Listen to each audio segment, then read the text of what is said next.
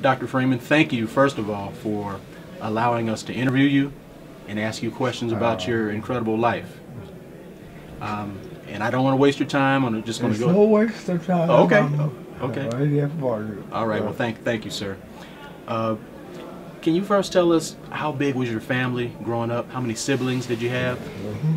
I grew up in a family of 15. Lord. 3 of whom passed before teenage years. So that there were 12 of us, 8 boys and 4 girls, growing up in Richmond, Virginia. Big family. Now, with all those siblings. In those days, it was just a family. In our day, when we look back, we say, oh, it's a big family. Okay. Okay. And with all those siblings, did you have 1 or 2 that you were closer with than any others? I don't. Yes, it was my older sister, who passed at the age of 17, who was a concert pianist who had dedicated her life to going to Africa as a missionary. She was the oldest girl, and it was a large family. Mother couldn't go everywhere that they needed to go, and Kalala, my oldest sister, would take us. And so we developed an attachment to her. Okay. What do you most appreciate about your parents? Was it their expectations for you, or what? I suspect that 2 things.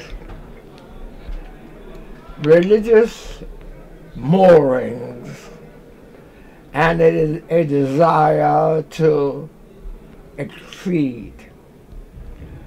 They impressed upon us the opportunities that we had to grow and develop, and encouraged us to pursue the best.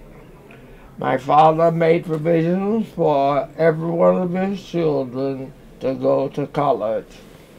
Everybody went to the college of their choice except me. I had to go to Virginia Union University because Daddy felt that I was too young to leave home. And so I went to school in my hometown. But once I finished high school, finished college, I went to Andover Newton Theological Seminary in Newton Center, Massachusetts, which at that time was the leading theological seminary in the country.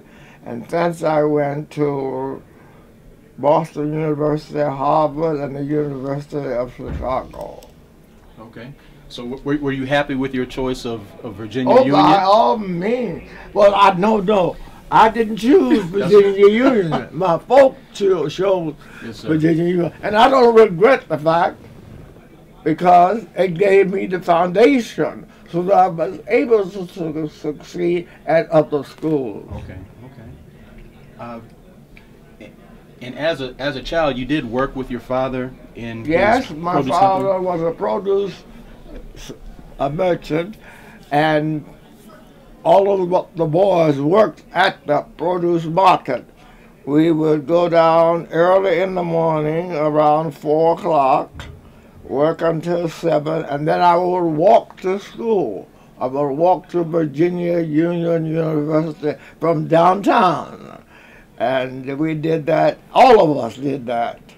We worked for my father. And one aspect of the experience that I didn't enjoy because they thought I was too fragile for it was driving the trucks. My brothers would drive the trucks, hauling produce from all over the country. Yeah. Now, with your father being this business owner, did that impact your worldview or just your goals and aspirations in life? I'm not so sure that had any influence on my goals. I think working at the store developed a kind of manner so that I could interact with people. Okay. And I think that experience furnished the basis for my interaction a little bit later. Okay. I don't think it was a conscious thing, but it just happened. Yes, sir. Now, I read that you received your call to ministry at the age of 9 years That's old. right. I delivered my first sermon, and the title of it was The Call of Abraham. Wow. And I use the title every time I spoke because that's all I do. I was just a youngster. Scott Burrell was director of the YMCA, and we would go to the YMCA every Sunday afternoon after going to church Sunday morning, the YMCA Sunday afternoon, back to church Sunday night. And he was the instrument that provided the opportunity for me to express what I then said was my calling. I've been preaching ever since. Okay, wow. And they called you the little boy preacher from Richmond, Virginia. That's right. That's what they called me, the boy preacher. Right. And my father, who was not a minister, but he was a deacon at one of the Baptist churches, and he saw to it that I was able to fulfill the engagements that I had. He took me everywhere I was called to preach. Okay. Now, receiving such a call at such a young age, did that make it difficult for you to connect with other children at the Not time? that I know of. No, I wasn't ostracized because I was really, my circle included religious people, church people. Okay, I got you. My brothers all were church members, and in fact, my brother, there was a revival was going on, and my sister and I decided to go. My brother said to me, "What, you gonna get converted too?" And I said, "No joking, no, I'm just going to hear the message." I wasn't converted at that time. I was converted a little bit later. Yeah. So as a youngster, after receiving this call, was it in your mind then that I want to grow up to become a minister, or did you have other aspirations? When I received the call, that was the call to the ministry. Yes, sir. It wasn't something I decided. It was decided for me, and I merely responded. Okay, thank you. Now, I had the honor of writing an article about you in 2010, and you told me this. You said, "I made up my mind at an early age that I wouldn't be like the preachers I knew. I wouldn't stop until I reached the pinnacle of educational achievement, that being a PhD." That's true. I was disillusioned because none of the preachers whom I knew Yes. had gone to seminary. They up and preached without preparation.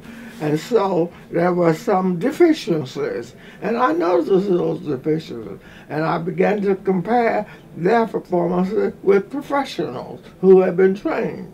And then I said, that will never happen to me. I'm going to get the best education possible, and I'm not going to stop until I get the PhD degree. But at that time, possessing the PhD degree was the pinnacle of educational achievement. And anybody with a PhD degree could stand up against anybody else. Yes, sir. And so that's what I did. Well, thank you for that. I reiterate that's the truth. Yes, sir. Yeah. Was there a memorable experience or two that defined who you were as a college student? I'm just curious to know the college student, Thomas Freeman. I don't know other than my tryout for the debate team. I was a freshman. I tried out for the team, and at that time, freshmen didn't travel with the team, but the coach selected me to go with the team. Now, I didn't know what I was talking about. I didn't know what I was arguing. All I know is I got up there and spoke. And that experience, I think that had an impact on me. Okay.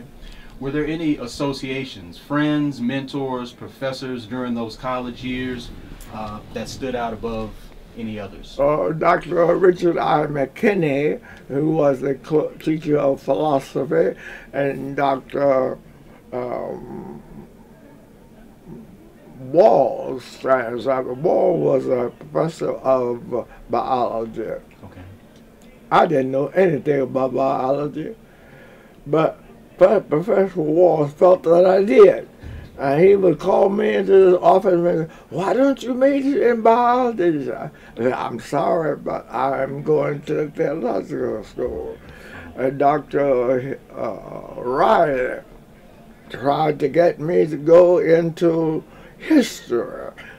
I said, "But no, I'm going to the theological seminary."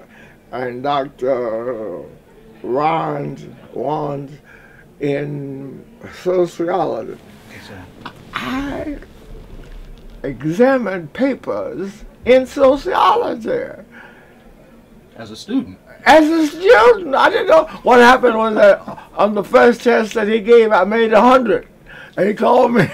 He thought I knew sociology. I didn't know this. I just looked up and made 100. But he wanted me to go into sociology. But my mind was made up, and nothing deterred me. Nothing deterred. Mm-hmm. Yes, sir. Yes, sir. So, as you're growing up, you're a young man, were there any leaders or writers or artists in the world that had an influence on your life? Not that I was aware. I didn't select any author because he had an influence. I followed the curriculum. Okay. And the curriculum led me into a number of different sources. Okay, okay. So after earning your PhD, you were teaching at Virginia Union. How did you end up at Texas Southern University? I received an invitation from Anna A. Bolton that said, "Position open in philosophy. Are you interested?" And I wrote back, "You told me nothing about it, so I don't know whether I'm interested or not. Tell me more about it." So she described it. I was on vacation in Chicago from my church, and after hearing from her, I had a conversation with Dr. Lanier, who was the first president. Right. Then I had a conversation with my church, and my church would not release me, but they would grant me 9-month leave to come to Texas and then to come back to Virginia. I came to Texas for 9 months. 9 months. I was going back to Virginia. I had a course in logic, and I assigned a debate. And the students in the class went to the then Dean of Students, Dr. Warren, and said, "We have found a debate coach." And Dr. Warren called me in his office and said, "Tom, I understand that you want to debate, want to become a debate coach here." And I said, "Oh, no, I don't. In fact, I'm not going to be here for about 9 months. And I'm going back." "Oh, no. And the students kept after me. I said, "Doc, come on, come on, come on." And I finally agreed that if you, and these are 4 different students, yes, if you 4 young men will be on the team, then I will coach it. And one of those 4 young men is still here today. He is retired provost from the university. Wow. The other 3 are the 2 are deceased. Charles Wexler is retired in town. But I said, if you 4 will be on the team, I'll coach you as long as I'm here, understanding that I'm not going to be here, but this year. I coached them for 3 months. At the end of 3 months, took them to Harvard and the University of Chicago, and they beat both schools. When I came back, Dr. Adair and Dr. Bolter cornered me and said, "Tom, you cannot leave. You have to go back to Virginia and get released from your commitment and come back to Texas Southern University as coach of the debate team." I went back to Virginia, got a release, came back to Texas, and I've been here ever since. And that was 70 years ago. I came for 9 months, and I've been here for 70 years. That's how it actually happened. I didn't plan it. It was planned for me. Wow. I only responded Yes, sir. to the opportunity. Yes, sir. Wow. Man. During your ongoing tenure, these 70 years, what's been the biggest change you've seen in higher education in general, but more specifically right here at Texas Southern University?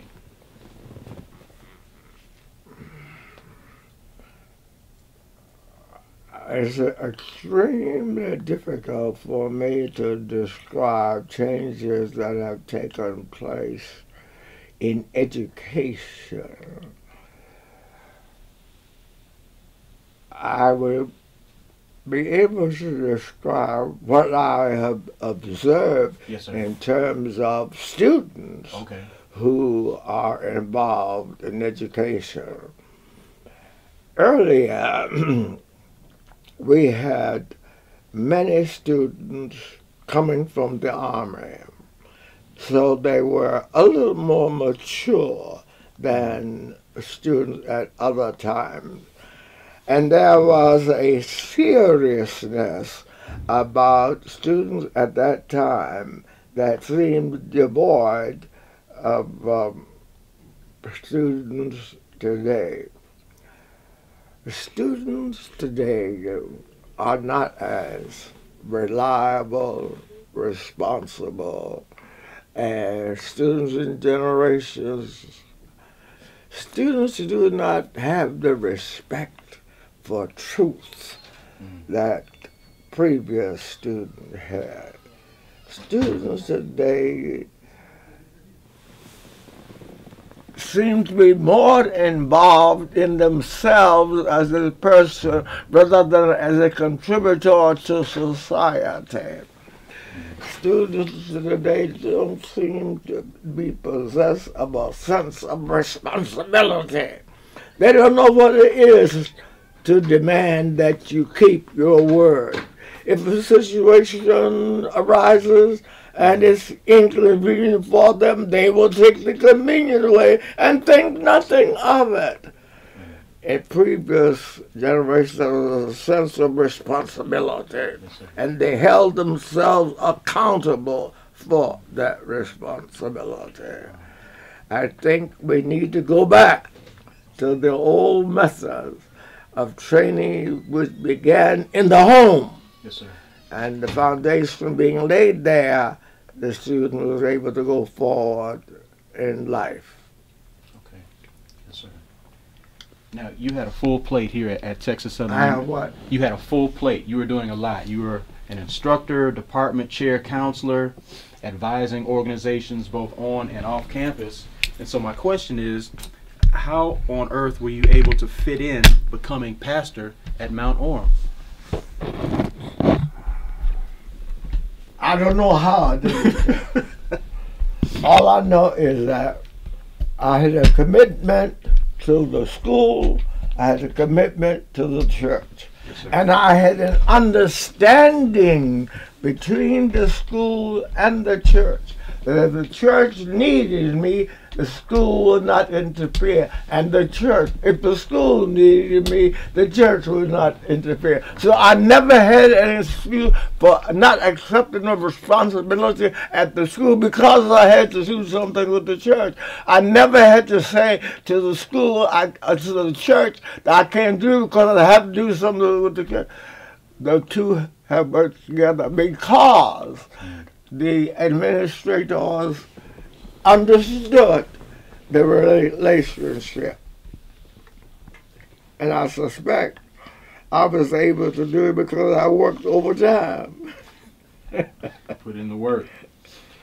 So, with everything going on, how were you able to meet the woman that became your wife? When did you have time to do that? Well, 3 children, and it was just the fact that I did find some time.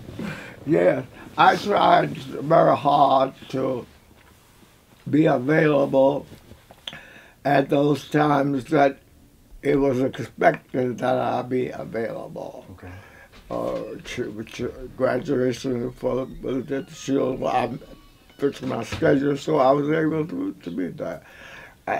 On holidays, I would go fishing. I took my children fishing.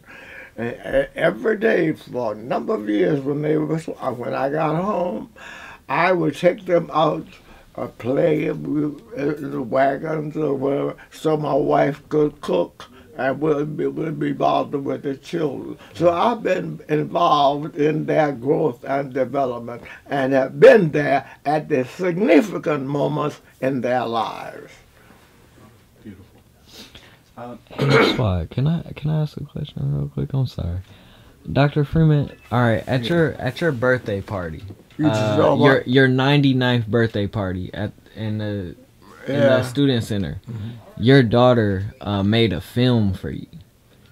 Like, and this was like the first time I had ever seen you cry. You know, but I could tell it was like tears of joy. Yeah, well, so you did, but you're 99. And you'll understand how grateful one is for the blessing that has been bestowed upon me. And 99 and in good health. That's a reason to be touched. Yeah. But can you tell me like what your family means to you? Like, I know like you're super. Oh, my bad. That's why. I'm sorry. But you're super passionate my about... family is me. Yeah. I would not be me without my family. So yes, it means a whole lot to me. And I will make sacrifices in order to promote a strong family relationship. All right, my bad. So no problem, no problem. Is it true that you served under every president at Texas Southern University? That's right. I've been 12, and I've been here for all 12 of them. Wow. Yes. So what about the first? Was that Lanier? Dr. R. O'Hara Lanier. He laid the foundation for this university. He was minister to Liberia at the time, and they called them from Liberia to come to Texas State University for Negroes. That was the name at the time. Yes, sir. Yes. Yes, sir. So during all these years working with all the presidents of Texas Southern University, what were there any years that were like really volatile for the school? In years that were what? Volatile. Well, all of them are volatile. Yeah. A growing institution had the growing pains. Okay.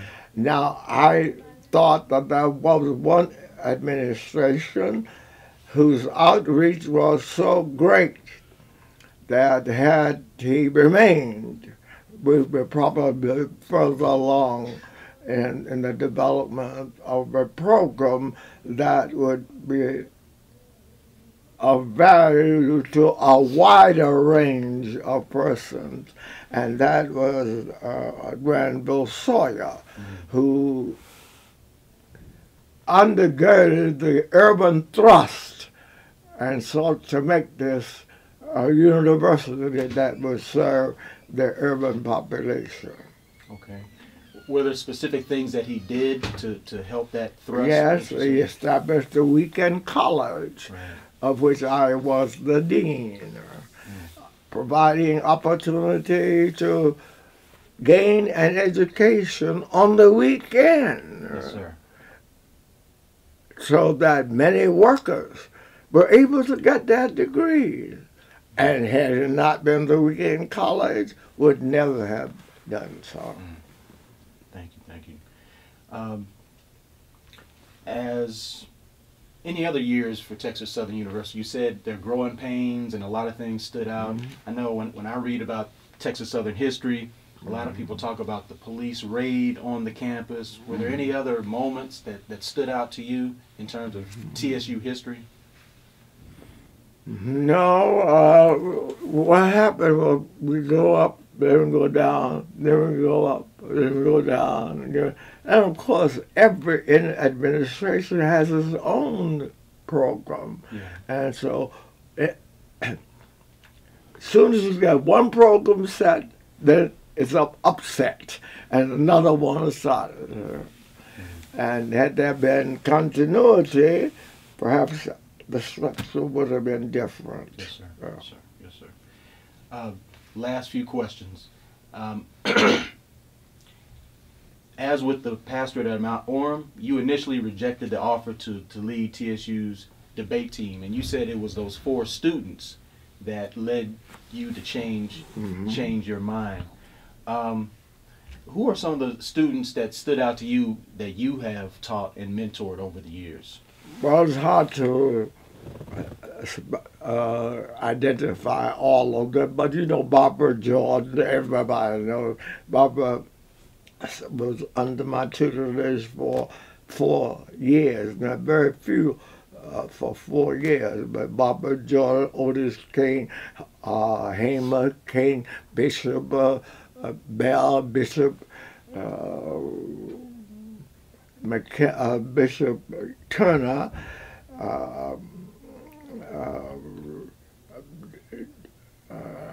Earl Allen right here in town, Bishop Dixon, Commissioner Rodney Evans. Oh, this is a number of them. Yes, it's hard for me to remember all that passed through. Right, right. And they passed back many times. And I remember their faces, but sometimes it's hard to remember their names. So with all the lives that you've touched through the debate team, what do you consider your most enduring legacy in terms of the debate team itself? I don't know what the legacy is. In all of my work with students, I have sought to promote the best and encourage them not to stop until they had achieved the best. Thank you, thank you, thank you. And last question, I feel like I have to ask it because everyone that interviews you asks you about the movie The Great Debaters and working with Denzel Washington. What was that experience like for you? Well, it was rewarding in the sense that the training that was provided for the actors yielded results. They were here for about 4 days, learning the art of debate, what to expect. Learning it in such a way that the viewer would not think that they were acting, but that it was the real thing. And that was the goal that Denzel Washington had. He was well satisfied with it. And if you saw the movie, yes, sir, you'd understand, you'd agree, yeah, that's the real thing. Okay. It's not artificial. Right. Yeah. Last question. You already mentioned that students today compared to when the school opened have a little bit less seriousness or respect for their word. Do you have any other words of advice for those new students coming in? Like how can they, what words of advice would you give young people? You will never have a moment like this. You have relatively few responsibilities.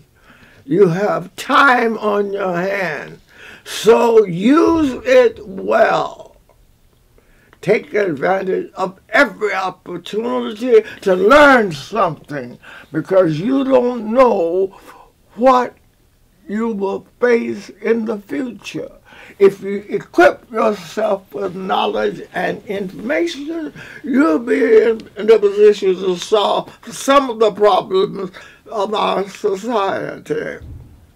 I would say to young people today, don't waste your time playing. You will have enough time later on, after you have accumulated that degree, which will get you that money on which you could later play. Now is the time to prepare yourself for the future. It's too late to wait until tomorrow to get ready for tomorrow. You get ready for tomorrow today. Now is the time of your life. Learn all you can. Develop creativity.